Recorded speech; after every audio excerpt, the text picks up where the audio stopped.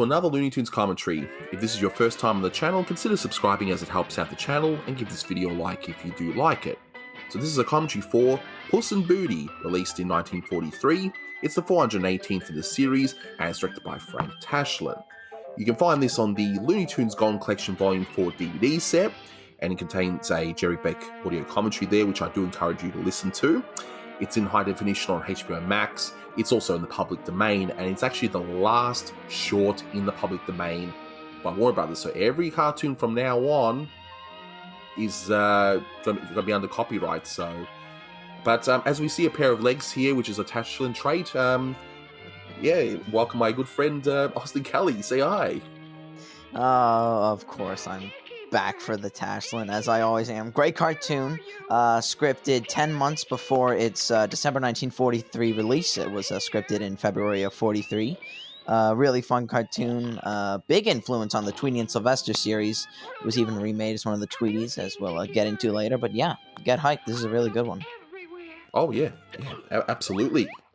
But the biggest thing, aside from the fact this is the last public domain short in the Warner Brothers shorts canon, this is actually the last Warner Brothers cartoon in black and white. Everything from now on is going to be in color, which further removes the differences between the Looney Tunes and the Merrie Melodies series, where one was all about the starring character and the other one were more about one-shots, and the Merrie Melodies were color, Looney Tunes were black and white. The lines were blurred already by this point, but after this cartoon, they become non-distinguishable. In fact, even Frizz said, "What's the difference? We didn't know until the cartoon was done." So, there you go. Yeah. So you know what this means, Austin? This means at the end of this cartoon, we're gonna do an overview of every single black and white cartoon up until this point. So this will be the first 10-hour video for the channel? Yep, including the buddies and every single... We'll go over the Boscos twice, because those deserve that more than anything. Absolutely. But let's talk about the cartoon. But, obviously we're just kidding here. That would just be insane. But, yeah, so this was remade later on as I Tore a Putty Tat. And that was how I saw this exact same story first. When I saw this for the first time, I'm like, haven't I seen this before? Haven't I? But apparently, it's almost a proper remake in the sense that they even use the same address in the Maple Drive address in the two cartoons, which is weird.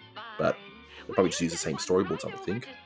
Yeah, and to add on, I mean, it's a big influence on that cartoon.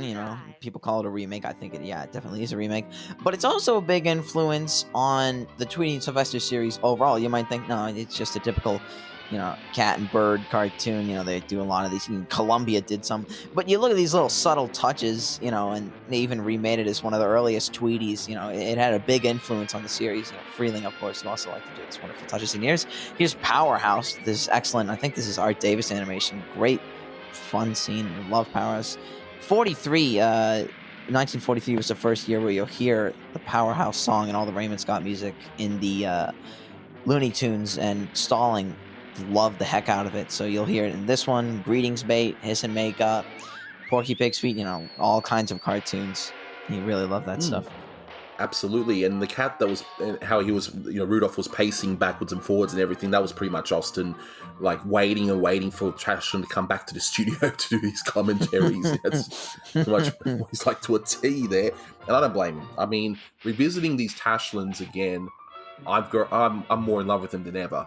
I've never hated them or anything, but I've just grown more appreciative of them. Just so amazing.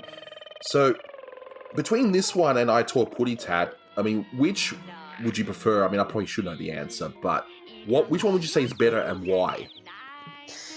I mean, it's tough to say. Obviously, I'm gonna. No, it's not tough to say. I'm gonna say the Tashlin one. It's just tough to say why I like that one more. I mean, I've said this a lot of times, but I'm a filmmaker myself, and Tashlin, of course, as we all know, took more of a cinematic approach to his cartoons, and I can just admire them more that way. They're a massive influence on my work. I'm sure they're a massive influence on a lot of other people's work.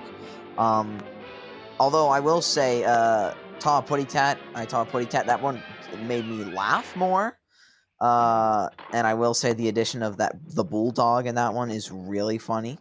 I think they're both good, but I like this one minimally better for obvious reasons, largely just because it's Tashlin. And there's more cinematic shots, especially later when we get to the night scenes as well. But I will also say, anyone who is a budding film student, this is probably a great example of how you can see this exact same story interpreted by two completely different directors. You can show this one, which is Tashlin, and show the other one, which is Frizz.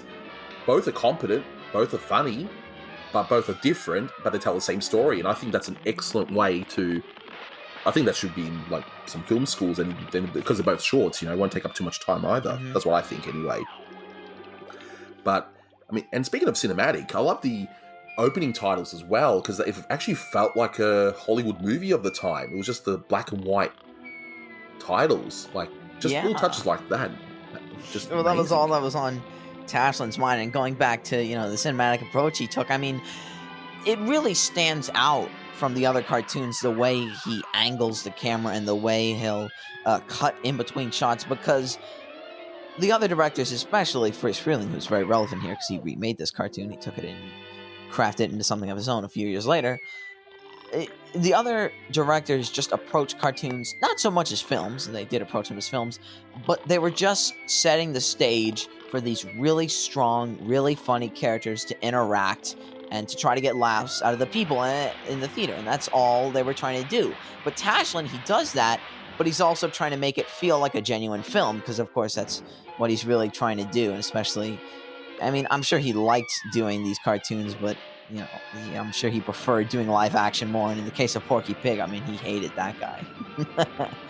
Of course.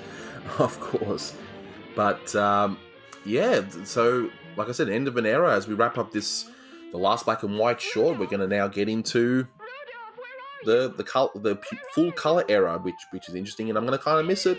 I won't lie, but it had to happen sometime, as we see that the bird is in the cat for some reason. So it's the best ending ever. I love it. So that's it for 1943. So thanks very much for listening, guys. Until next time, take care. See ya.